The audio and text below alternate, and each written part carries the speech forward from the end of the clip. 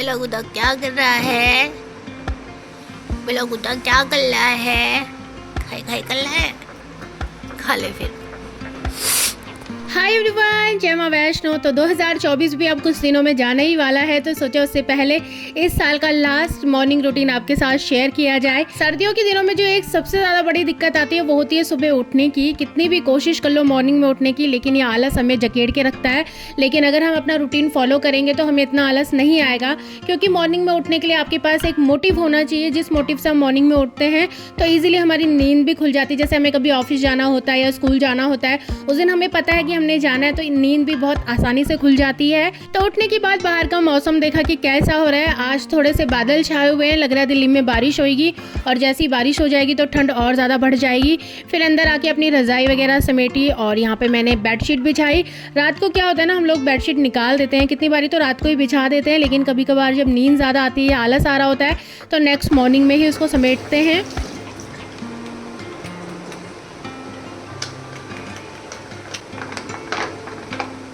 और यहाँ पे मैं हैंड वॉश करी थी, देखा कि डब्बे में हैंड वॉश ही नहीं है। फिर मैंने इसको फिल करा और उसके बाद फिर अपने हैंड वॉश करे।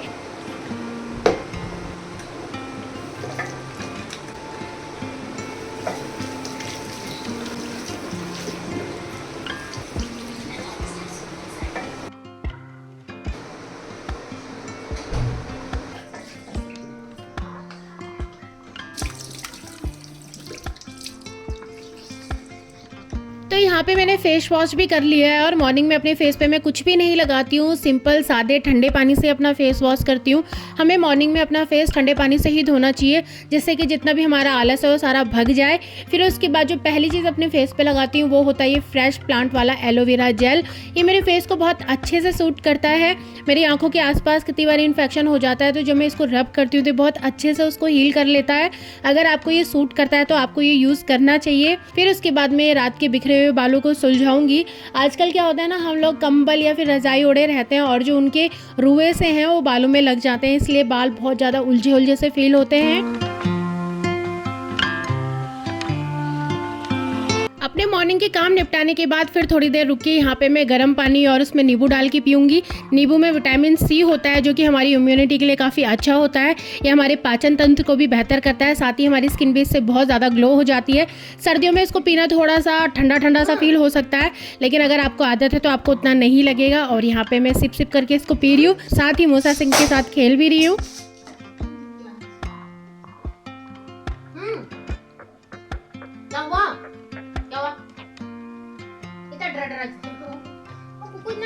क्यों है यार?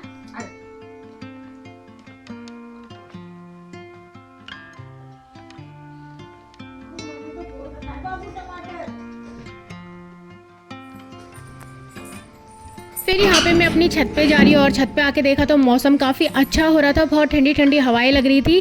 ठंडी हवाएं सर्दियों में तो काटने को आती है, लेकिन गर्मियों में इसी मौसम का मज़ा ही कुछ और आ जाता है। थोड़ी देर मैंने छत पे वॉक करी, और उसके बाद मैं यहाँ पे अपने प्लांट्स देख रही हूँ।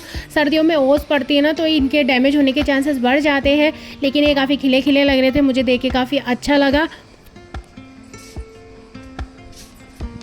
बाहर का मौसम जैसा हो रहा है उसमें किसी का मन नहीं करेगा उठकर बाहर वॉक करने का, योगा करने का, लेकिन अभी का मज़ा बात के लिए सजा बन सकता है। तो जैसे आप उठते हो तो अपने काम पे लग जाओ, इससे आपको लगेगा कि आप थोड़े से प्रोडक्टिव हो गए हो। तो ये रोज़ पेटल मैंने सुखाने के लिए रखे हुए थे, सोचा कि इनका पाउडर बनाऊंगी, लेकिन मुझे बाद में पता लगा कि ये मेरे मूसा सिंह को काफ़ी अच्छे लगते हैं, तो मैं मुट्ठी भर के उसके लिए लेके जा रही हूँ।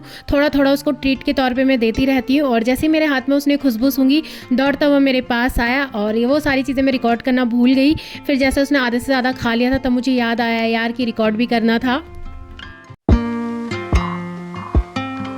तो अभी यहाँ पे मैं डीप ब्रीथिंग एक्सरसाइज कर रही हूँ। डीप ब्रीथिंग एक्सरसाइज के अपने ही अलग फ़ायदे हैं। इससे शरीर और मन को बहुत ज़्यादा शांति मिलती है, इससे हमारा स्ट्रेस कम होता है। अगर आपको रात को नींद नहीं आती है तो आप डीप ब्रीथिंग एक्सरसाइज करो, आपको नींद आनी स्टार्ट हो जाएगी। डीप ब्रीथिंग रेगुलर करने से हमारी हार्ट हेल्थ काफ़ी अच्छी होती है।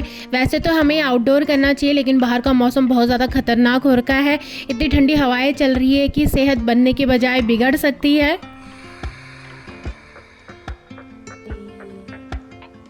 तो आज मैं मॉर्निंग में कोई योगा और एक्सरसाइज नहीं करी हूँ क्योंकि आज मुझे मॉर्निंग में थोड़ा सा काम है और फिर ज़्यादा हपड़ थपड़ हो जाती है। जितना आप रिलैक्स होकर योगा या फिर एक्सरसाइज करोगे उतना आपको उसके बेनिफिट ज़्यादा मिलेंगे। मन में 50 चीज़ें चल रही है, फिर उसके बाद सिर्फ आप कर रहे हो तो उससे आपको कोई भी रिजल्ट मिलने वाला नहीं है।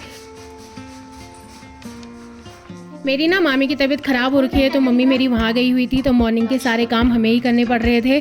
तो यहाँ पे कोमल तो खाना बना रही थी और उसने कहा कि तू फ्री बैठी है तो ये मटर छील दे। फ्री तो मैं क्या ही बैठी थी, मतलब मूसा सिंह को खिला रही थी। फिर मैंने कहा अल्लाह बैठे बैठे मैं ये छील दूँ। थोड़े से मटर डालने थे उसको तो मैंने थोड़े से मटर छील दिए। फिर उसके बाद मैं नीचे चली गई थी झाड़ू मारते हुए।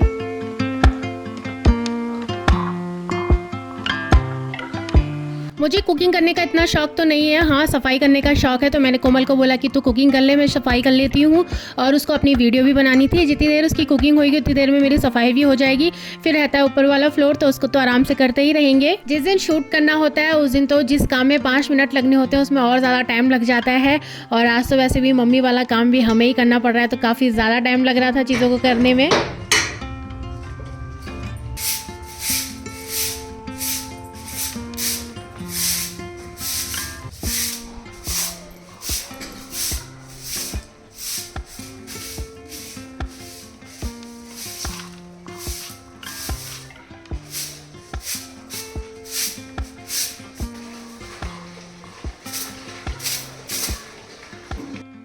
तो यहाँ पे साफ़ सफाई करते करते मुझे थोड़ी सी भूख भी लगी थी और यहाँ पे एक सेब था। वैसे तो मुझे सेब इतना पसंद नहीं है लेकिन पीनट बटर के साथ मैं कभी कभार खा लेती हूँ। लेकिन आज मेरा बिल्कुल भी मन नहीं था इसको पीनट बटर के साथ खाने का। तो मैंने एक रेसिपी देखी थी जिसमें वो एप्पल का जूस बना रही थी, तो मैंने सोचा क्यों ना मैं भी इसका जूस बना लेती हूँ। तो इसके लिए मैंने एक एप्पल को काट लिया है जो मीडियम साइज़ का था। मीठे के लिए मैं इसमें थोड़े से डेट्स डालूंगी, कोई शुगर वगैरह ऐड नहीं कर रही हूँ। और ये डेट्स फ्रीज में रखे रखे इतने टाइट हो गए थे कि मेरे से कटे नहीं कट रहे थे।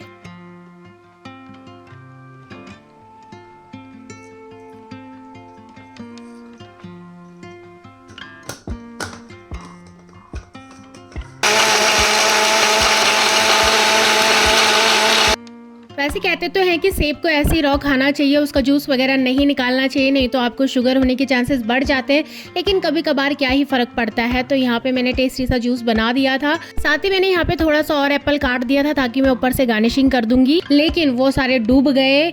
और यहाँ पे सच में बहुत ज़्यादा टेस्टी हो रहा था, मजाक के हट के सच में बहुत ज़्यादा टेस्टी हो रहा था। तो कभी आप लोग भी बनाना चाहो तो बना सकते हो। और थोड़ा सा मैंने पिया और थोड़ा सा मैंने कोमल को भी दे दिया। मैंने कहा चलो दोनों मिल के पी लेते हैं आराम से। रहा है हेल्दी ब्रेकफास्ट जिसके लिए कोमल ने काटे हैं टमाटर, शिमला मिर्च, पत्ता गोभी, थोड़े से मटर जो कि मैंने ही छीले थे। और यहाँ पे दाल और करी पत्ता है। जब ये बनेगा तो पता लग जाएगा कि क्या बन रहा है, क्योंकि अभी हमें भी नहीं पता ये क्या बन रहा है। या इसने सूजी भी भून के रखी है ये। तो मेरी तो आधे से ज़्यादा सफाई कंप्लीट हो गई है, लेकिन कोमल का अभी खाना नहीं बनाया क्योंकि सब्जियां काटने में उसको थोड़ा सा टाइम लग गया था। और जितनी देर वो बनाती है उतनी देर में कपड़े लगा के आती हूँ मशीन में। आजकल ना हमारी मशीन को थोड़ी सी प्रॉब्लम हो रही है, पानी का प्रेशर पूरा आता नहीं है, तो जिस वजह से उसको धोने में 2-2, 3-3 बारी टाइम लग जा रहा है। और आजकल वैसे ही धूप की कमी है तो कपड़े प्रॉपर तरीके से सूखते नहीं है, इसलिए टाइम से लग जाएंगे तो टाइम से धुल जाएंगे तो टाइम से सूख भी जाएंगे।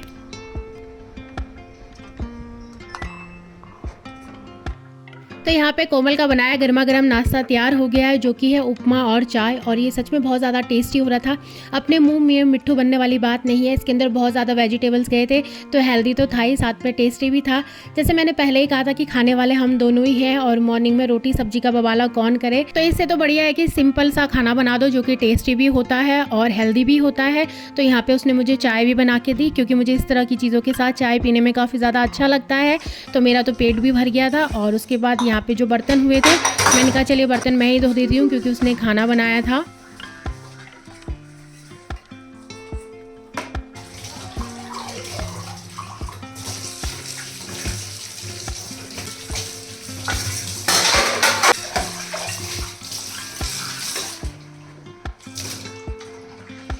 तो यहाँ पे मेरे बर्तन भी धुल चुके हैं, साफ़ सफाई भी कंप्लीट हो गई है। अब मैं ले लूँगी जल्दी से शार।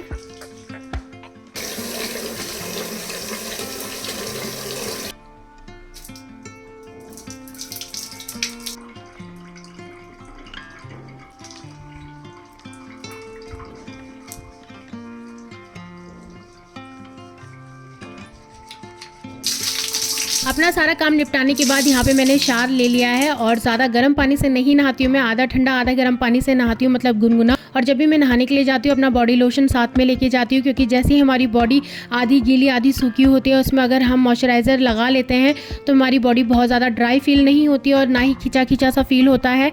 तो ये हैक है, आप भी ट्राई कर सकते हो। शावर लेने के बाद मैं हमेशा अपना स्किन केयर करती हूँ, तो उसके लिए मैंने एक स्क्रब बनाया है। जब मैं नहाने जा रही थी उससे पहले मैंने थोड़े से ओट्स और 2 चम्मच दूध में इसको मिक्स करके रख दिया था ताकि मेरे आने तक ये सॉफ्ट हो जाए। फिर इसको अपने फेस पे अच्छे से लगा दूंगी। आप चाहो तो इसको एज ए स्क्रब यूज़ कर सकते हो, नहीं तो फेस पैक की तरह भी अपने फेस पे लगे रहने दो। अगर आपकी ड्राई स्किन है तो ये काफ़ी ज़्यादा मॉइस्चराइज कर देगा आपकी स्किन को। थोड़ी देर लगे रहने के बाद आप ठंडे पानी से अपने फेस को वॉश कर सकते हो। जब भी आप तौली से अपने फेस को पोंछते हो ना, तो लिप्स के आसपास भी हल्का हल्का रब कर लो, जितने भी लिप्स की ड्राई स्किन है वो भी निकल जाएगी इससे।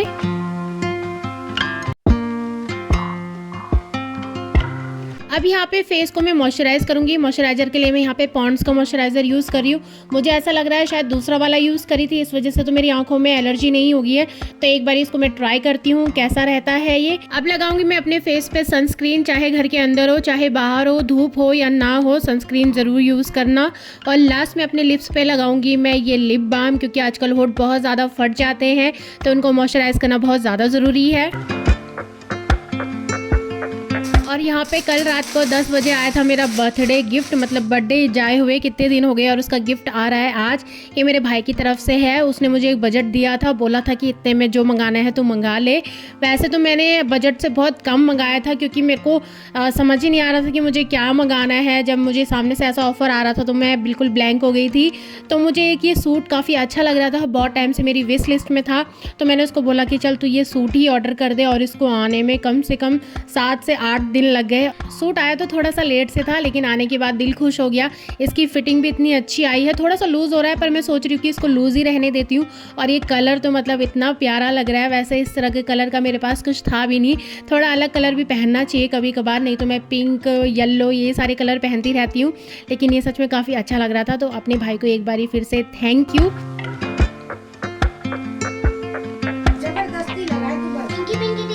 थोड़ी बहुत ठंड का एहसास होने लग गया है तो मैं अपने पैरों पे सॉक्स डाल दूंगी। साथ ही यहाँ पे आप थोड़ी सी फ्री हो गई हूँ तो अपनी आंखों में अपनी आई ड्रॉप्स डालूंगी। मुझे डॉक्टर ने 3 प्रकार की आई ड्रॉप्स दी है आंखों में डालने के लिए, और बोला है कि इसको 5 दिन तक, फिर 4 दिन तक, फिर 3 दिन तक 5-5 बारी पूरे दिन में इनको डालना है। मतलब आंखों में जगह ही नहीं बच रही है, कभी किसको डालना हो जा रहा है तो कभी किसको डालना हो जा रहा है।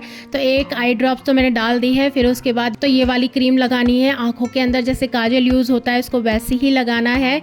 तो बस आंखों की कहानी तो अभी यही चल रही है और आज की वीडियो को भी मैं यहीं पे फिनिश करूंगी। आप बताना ये वीडियो आपको कैसी लगी, कैसा लगा मेरा सूट। मिलूंगी फिर आपसे अगली वीडियो में, तब तक जय मां वैष्णो।